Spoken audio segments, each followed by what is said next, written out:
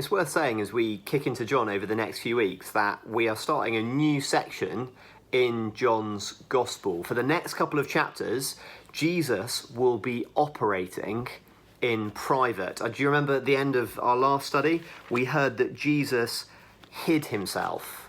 And so for the next few chapters, he is just chatting to his closest disciples. We're going to need to remember that kind of stripped down audience as we get into these verses this week.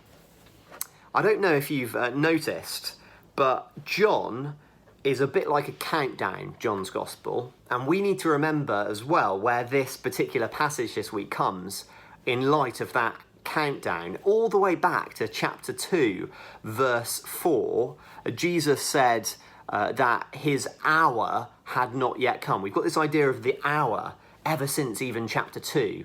And this hour of Jesus' glory, this hour of his death, this hour where he will depart, keeps cropping up, and we're counting down to it all the way through John's Gospel. The seconds are slowly slipping away. And finally, we've arrived at this hour. Do you remember last week, Jesus said that the hour had come? And at the start of today's or this week's passage, we have that Jesus knew that his hour had come to depart out of this world.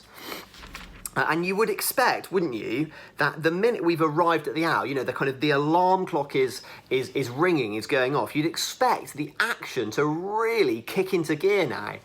But actually, exactly the opposite happens in John's Gospel. It's as though John presses snooze. The hour's arrived, the alarm clock starts ringing, John presses snooze, and what we're treated to is a very long conversation between Jesus and his disciples in their final evening together. If we're to understand this conversation, it's a good idea, perhaps like never before, to try and get into the mind of these disciples. They've spent all of this time, haven't they, following the Lord Jesus, seeing the wonderful things that he does, hearing his incredible teaching, getting a taste of life with the King. But now Jesus says he's got to go. His hour has come. How do you think that they're feeling? What do you think Jesus will say to help them?